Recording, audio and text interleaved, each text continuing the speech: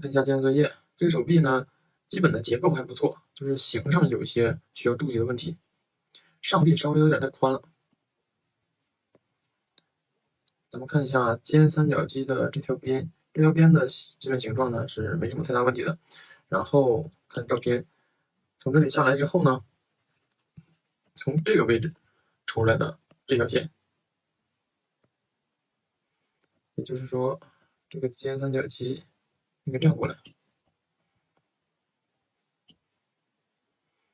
然后手臂肱二头肌的这个轮廓应该从这里过来。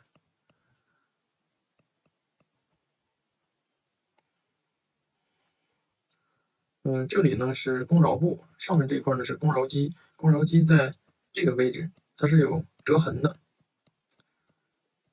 可以把这个特征给它换一下。然后这一部分比较鼓，这个地方从照片中可以观察得到，这个鼓的感觉画的不够。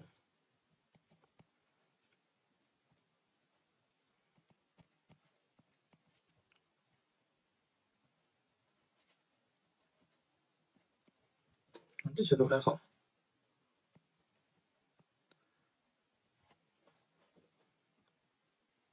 这些再鼓一点，然后下面的这一块呢是肘肌，从照片中我可以看到是有迹可循的。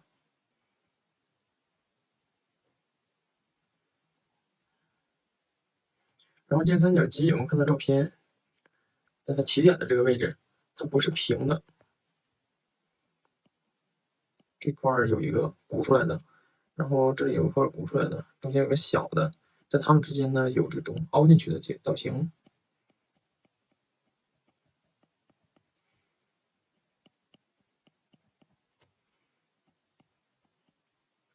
然后后边的这一块在这个位置是钻到了中部的下边。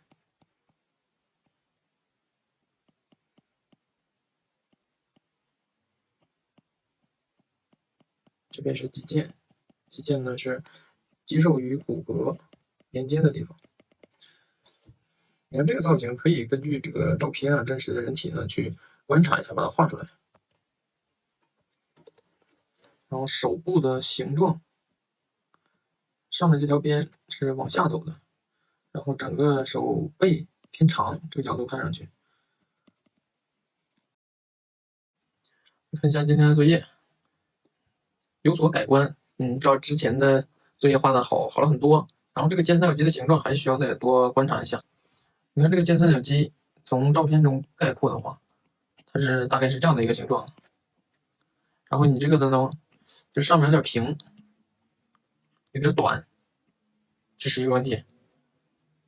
然后这个上臂的体块角度稍微有点不对。在照片中我们能看到肱二头肌的正面，这是它的正面，这边是侧面。那么这个体块呢，应该是这个样子。这个方块的造型呢，大概应该是这样，角度是这样。这个就是肱二头肌的前面，然后这个是整个手臂的侧面，这个有点平了。然后手腕的这个部分，也不要太机械。其实画这些结构的时候不要太机械，还需要观察这个自然的形。但这块有一个斜度，不是从这里直接一个比较直的线过来，然后手腕没有这么粗，稍微的窄一点点。这个手型概括的好了很多，比之前。然后下面的这个也是稍微短一点，但是比上面的好一些。然后尖三角肌的前束和中束在这里呢有一个小小的穿插，也有一个高低的小落差，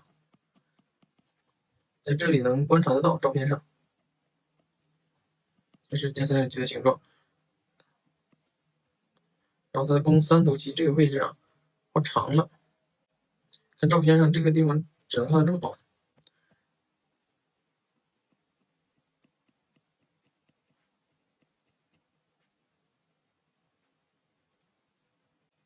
然后在这个位置高的地方，最高的点要更靠上一些，在这里凹进去，然后再接过来，就是前臂的这个部分高点的这种上下错位的这种特征表现的不太够。这个手部呢，这4根手指的形状有点短了。从照片中看的话，这4根手指构成的这个形状长一些，然后大拇指稍微大了一些。